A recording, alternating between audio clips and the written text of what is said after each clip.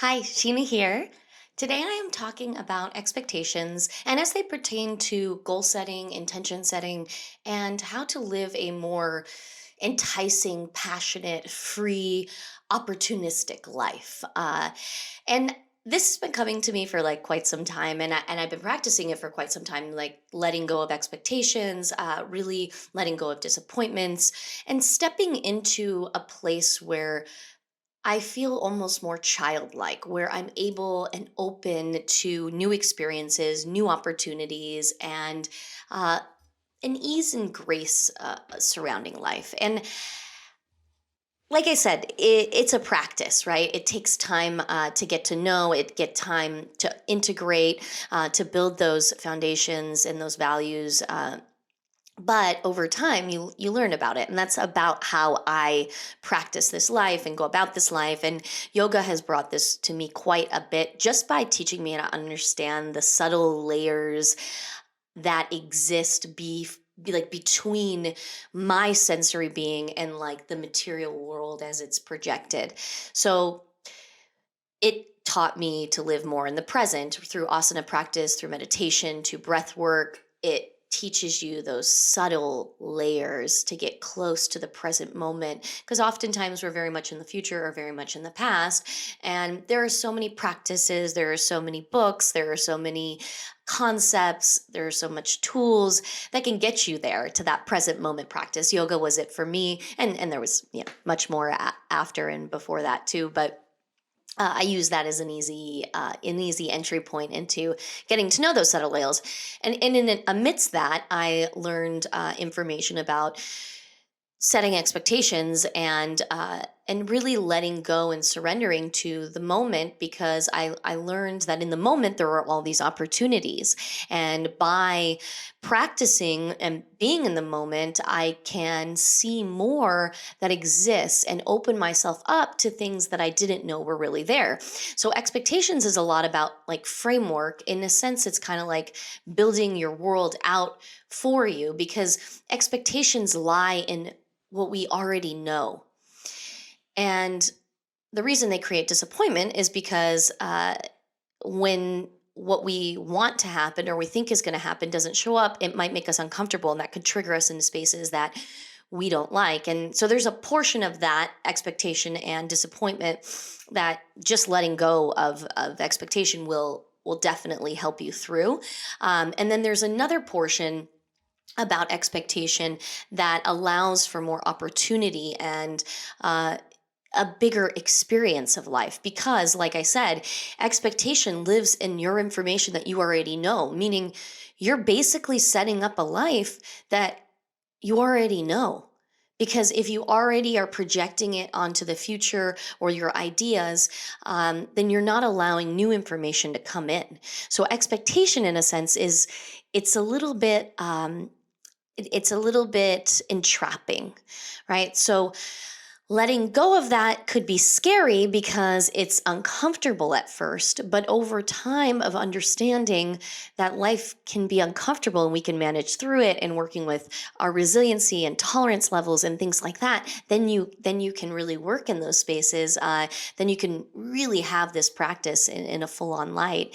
And then I ask you today, like, what does not having expectations look like? And I think one of the biggest things, I don't know if it's the biggest, but I think one that's very easy to relate to is how expectations hurt us in our relationships, and how we can get so disappointed when someone close to us, a friendship, a lover, even just someone on the street, like in passing that we're working with, disappoints us in some way because we wanted them to show up in a different light.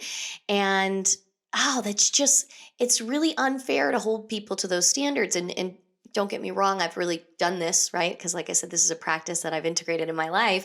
But like, we just don't know. We're all living in these different worlds. We don't know what everybody else wants of us. And we certainly aren't going to always do what other people want of us. We're sort of prioritizing our lives, without always thinking about how that's going to affect others. So, of course, we're going to disappoint people if they're creating framework for how we behave and act and show up, right? So How can we, instead of hold expectations for people, set intentions about what we want in our life? And that's that.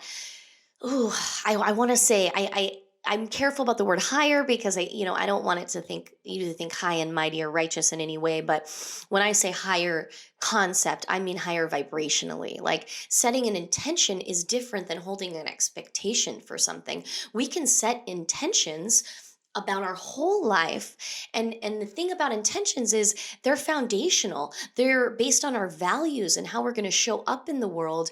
They're very internal, where an expectation is a very external, material sort of piece of framework. So if you're holding an intention, it doesn't mean you just live life freely flowing, letting everything influence you. I mean, some people do live that way, but that's not the way that I live. I live very intentionally, meaning I don't hold expectation like I know what's going to happen, because if I want to know what's going to happen, I'm not going to invite new information into my life. But if I set an intention about how I want to move through life with grace, with joy, with compassion, if I set an intention about what I want to receive in life, finances, success, healthy relationships, right? If I set intentions like that, then my mind is looking for the opportunities to fulfill those intentions. And at the same time, it's inviting new information in that is going to allow me to live like that, right? That's the beauty there, right? That's what's necessary to cultivate these lives of potential and success and joy and contentment or peace or whatever it is that you're inviting into your life. If you have an expectation for everything, you're basically telling your world that you already know exactly everything about it, and that's pretty impossible, I think. So, and it's easy to get disappointed when you're living a life that's impossible. If that makes sense. So, setting the intention is something that you work on, and it's not something you just like. Okay, like you set an intention for joy throughout the day, right? You set the intention, things are going to come up that might rain on that parade that sends you back into those places that are asking you like, oh wait, this is not what I wanted, this is not right. But it's not holding that expectation. It's asking you to show up time and time and time and time again with joy. And it's a practice, and that practice invites more joy into life. And if you do an expectation, right, and you, let's say, expect that your day is going to look, just like this, ABC. It's gonna, you got an idea about what everything looks like. You have a job and a proposal you have to give, and it's gonna look like this, but then it doesn't, and then you feel disappointed, and that brings you down into sadness and depression, into anger. um, then how is that serving the life that you're trying to live? Right? Do you see the difference there? Can you kind of see that? So that's kind of what I have for you on expectations, and how intentions are sort of a much more fluid, opportunistic way of living in this world. And then I want to ask you a little bit more, because we can play with this so much. Like, how could you let go of expectations in your work, in your ideas about success? How could you let go of expectations in your sexual lives, like in your sexual encounters, right? Opening up the door and setting an intention instead of expecting something out of it. Like, how much more exploration do you have available to you? And what can you invite into your life in these different areas of your life? Like, how could you not hold an expectation with your children? How could you not hold an expectation with your health? That's a big one for me. Like, I taught yoga for a long time. I've been in the health and wellness. My mom was really big into health. Like, when I don't feel well, I all of a sudden am like, wait, I had this expectation about being perfectly healthy all the time, and now I'm disappointed and I'm going through it. And how do I let go of that, instead set the intention of health in my life and say, when I'm not necessarily healthy, then how do I invite more health? And what do I do to invite more health? And then I open up the doors, right? To say, okay, maybe I meet someone that gives me a new way of establishing health, or I open up a conversation to a person who's dealt with something that I'm dealing with, right? That gives me new information to uh, explore and then integrate. So that's what I have for you. Right? Yeah, yeah. Maybe you want to try it. Maybe you want to ask yourself these questions. Maybe it'll work for you. Maybe you don't care. It's all up to you. But yeah, uh, I hope you have a beautiful day. How could you live more passionately, more enticing, more exciting, more open to opportunities? Thank you very much.